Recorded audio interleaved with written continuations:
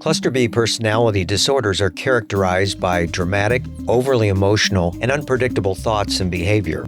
From Ars Longa Media, this is Cluster B, scientifically informed, expert insights into the 4 Cluster B personality types: antisocial, borderline, narcissistic, and histrionic personality disorder. Here's today's host, Dr. Todd Grande. Hello, this is Dr. Grande. Today's question asks if I can describe the humor styles and the comic styles. Another question I have here is, what comic styles would be associated with Cluster B personality pathology? So, antisocial, narcissistic, borderline, and histrionic personality disorders. Now, humor styles are actually fairly interesting. They're not the same thing as having a sense of humor. Having a sense of humor is about appreciation of humor, whereas humor styles are intrapsychic and interpersonal constructs that tend to manifest themselves in interpersonal situations or in order for somebody to protect themselves. So in terms of the humor styles, there are 4 main ones.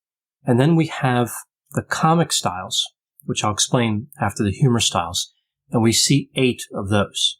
And there's some differences, of course, between them I'll talk about. So first I'll look at the humor styles, take a look at the comic styles, and then I'll take a look at how the comic styles relate to Cluster B personality pathology. So now going through the 4 humor styles, we have self-enhancing, affiliative, self-defeating, and aggressive. So all these styles are ways that humor is used to enhance something. So with self-enhancing, it's used to enhance oneself. With affiliative, it's used to enhance one's relationships with others. With self-defeating, it's used to enhance relationships at the expense of oneself. And with aggressive, it's used to enhance relationships at the expense of others. The first 2, self-enhancing and affiliative, are considered to be adaptive, and the last 2, self-defeating and aggressive, are considered to be maladaptive. So just to give you an idea of what's kind of captured with these humor styles, I'm going to go through each one and just give one item that we would see endorsed on an instrument that measures humor styles, right? So if somebody's taking a test and trying to determine what their humor style would be. So it's self-enhancing, an item that would be endorsed. If I'm feeling depressed, I can usually cheer myself up with humor. With affiliative, I don't have to work very hard at making other people laugh. I seem to be a naturally humorous person. With self-defeating, I let people laugh at me or make fun at my expense more than I should. When I first read about this style a while back, I couldn't help think of Rodney Dangerfield. Right? His whole comic style is kind of based around this self-defeating humor. And then with aggressive, if I don't like someone, I often use humor or teasing to put them down. Right? So we see that again in general, the first 2 types are considered positive, associated with better outcomes, self-enhancing and affiliative, and self-defeating and aggressive are connected to decreased relationship satisfaction, violence, risk-taking, and decreased social acceptance. These 2 styles are also connected to symptoms of major depressive disorder, generalized anxiety disorder, loneliness, and they've been connected to suicidal ideation. So these 4 humor styles don't represent the basic flavors, types, or distinctive qualities of humor. Rather, the styles are compounds of humor behaviors. So really, they are humor functions at a more general level of abstraction. None of the humor styles connect to an established category of humor. This brings me to the lower level styles, sometimes called the comic styles. We could think of this level of style as more granular than the humor styles. The lower level styles are fun, humor, nonsense, wit, sarcasm, cynicism, satire, and irony. Now, the reason these comic styles are important to the field of counseling is because they're thought of as levels that can be modified. Somebody can work to develop these comic styles, whereas changing one's humor style is generally thought of as more difficult, like changing one's personality would be difficult. So let's take a look at the comic styles. Again, we have 8 here. I'm dividing them into 4 and 4. The first 4 are the lighter styles, and the last 4 are the darker styles. So starting with the lighter, the first one is fun. So fun is aimed at spreading good mood and building cooperation between friends. People using this style are social, jovial, and agreeable. They picture themselves as mischievous jokers, playing harmless tricks on friends and acting in a clown-like manner. The next style is humor. The purpose of humor is to increase understanding of how life can be unfair, how people aren't perfect. Individuals with humor are realistic observers of human flaws, but treat people nicely, and they include themselves in the judgment they make about other people. Humor reflects a tolerant and loving attitude. It facilitates the acceptance of shortcomings. Humor looks at everything that is going wrong and says, it's still okay to laugh. The next style is nonsense. Now, this style is intellectual and playful. We see a creative use of language with it. Incongruities in the world do not have to be fixed, but rather the more absurd they are, the funnier they are. People who use this style tend to find amusement in fantastic, unusual, and bizarre stories. So this brings me to the last of the lighter comic styles, and this is wit, even though, of course, wit does have some darker elements to it. Individuals who are witty like to play with words and thoughts. They might lack empathy toward victims in order to maximize the impact of their humorous statements. Wit requires that somebody can quickly comprehend situations and point out non-obvious matters in a funny way. So we see spontaneous and surprising, accurate judgments of current issues. People who are witty take seemingly disconnected ideas and show how they could be related, creating amusement in the process. Individuals who use wit tend to take themselves seriously and look for an educated audience that would appreciate their humor style. This brings me to the darker comic styles. I'll start with sarcasm. Someone who is sarcastic would be described by an outside observer as aggressive, hostile, and derisive. They attempt to expose the nature of a corrupt world, which is actually part of a few of the comic styles. The ideal audience for someone who is sarcastic would be those who are subordinate and dependent. Those scoring high with this style are prone to schadenfreude, so they tend to take pleasure in other people's pain. Now moving to cynicism, here we see someone who tries to devalue commonly recognized values. Cynics manifest a destructive and negative attitude. In order to point out the flaws in the world, they use mockery and disillusionment. High scorers in this style have a disdain for common moral concepts and societal norms, finding them ridiculous, unnecessary, and invalid.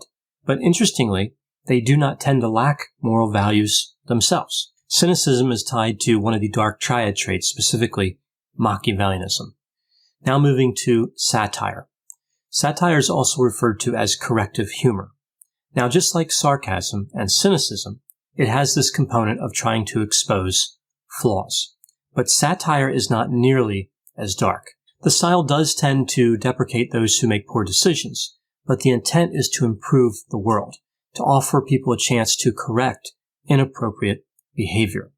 Someone scoring high with this comic style comes across as superior, negative, critical, and tense, but tries to use the ridicule to help other people. Critical thinkers tend to like satire, thinking of satire as good when they see others using it.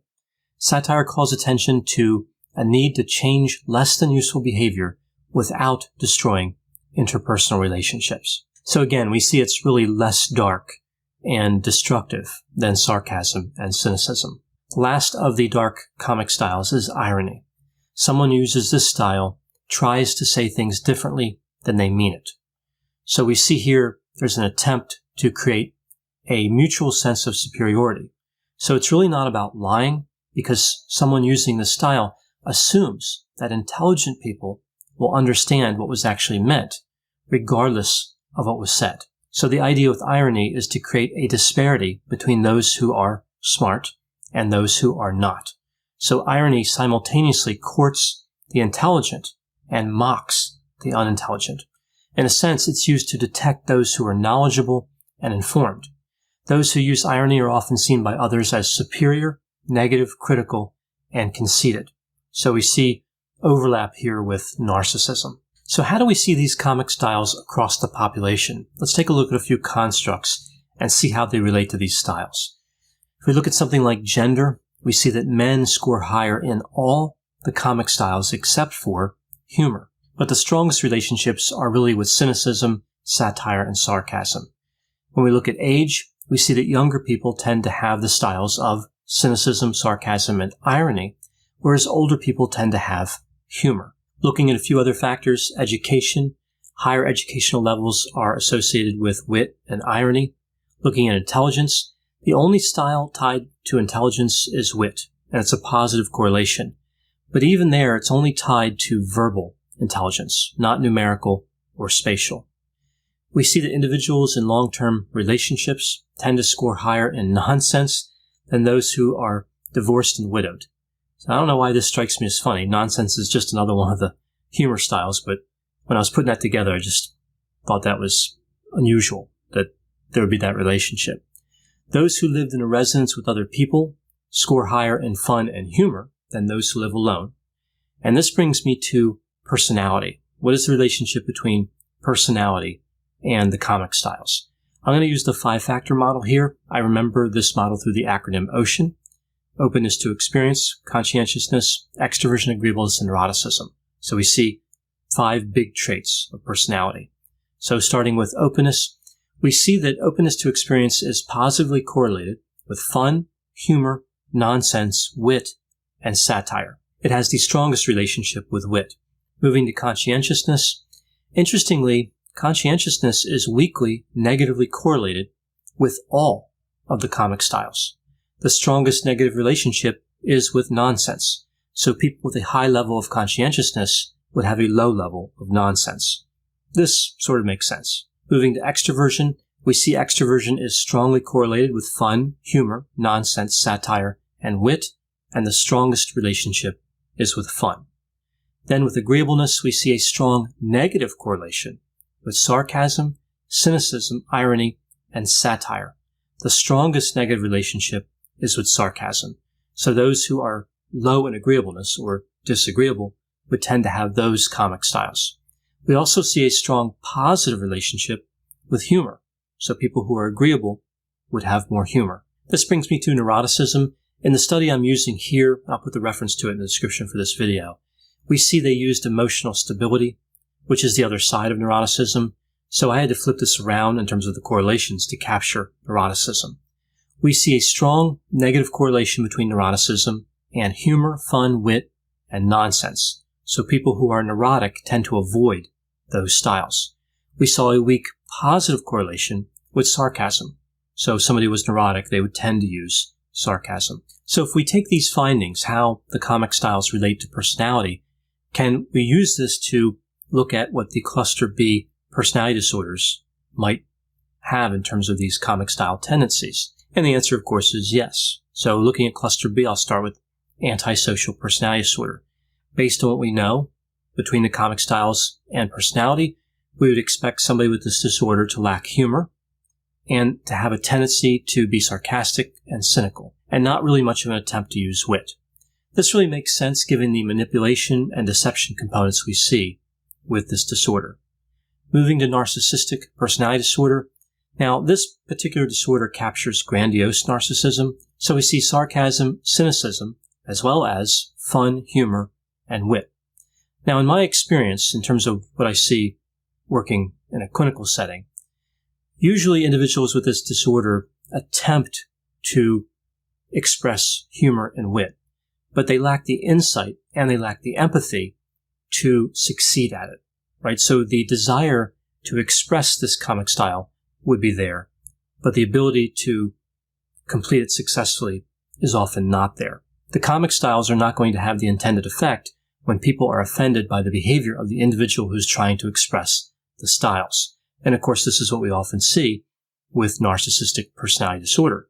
They tend to be arrogant, condescending, and manipulative, and they offend people. So when they try to use fun, humor, and wit, it kind of falls flat.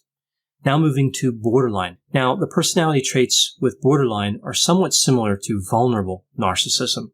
Again, narcissistic personality disorder captures the grandiose side. Borderline, to some extent, captures the vulnerable side.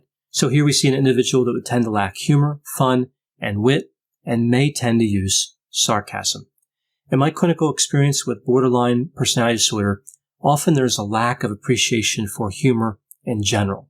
So there may be an underlying comic style, but it really doesn't get expressed because of the tumultuous circumstances caused by the disorder. The comic styles with borderline personality disorder are more evident when somebody's not under stress, when they're not dealing with a romantic partner and having like anger and aggression and other kind of destructive emotions. So there is an opportunity for the expression of the comic style.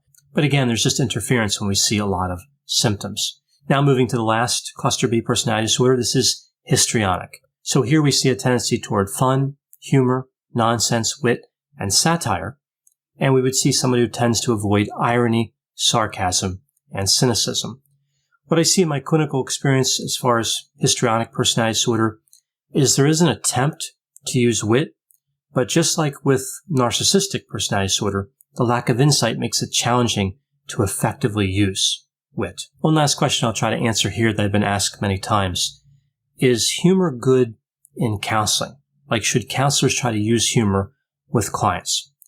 Well, interestingly, what we see in the research literature suggests that humor doesn't make much of a difference in terms of the outcome of counseling.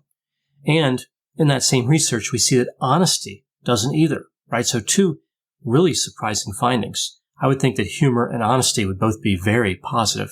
Humorous counselors tend to be perceived more negatively and are considered less empathic than non-humorous counselors.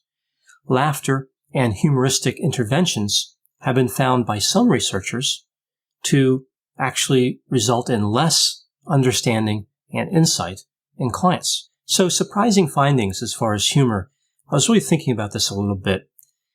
Mental health counseling is a very serious business, and when people come in to see a counselor, they want help with the symptoms. They want help meeting their goals.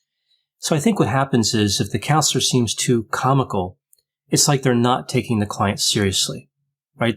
There's something to be said for a serious demeanor, somebody who kind of sits there and appreciates the gravity of how much these mental health symptoms hurt, how much pain they cause people. Now, I think in a longer counseling relationship, like if a counselor is seeing somebody for 6 weeks, 12 weeks, 20 weeks, something like that, I think humor makes a lot more sense. And the research does support this somewhat, that the effect of humor, the small positive effect it does have in some situations, is more visible over the long run. So it's really about a counselor making sure they have the right relationship before attempting to express something humorous in a counseling session.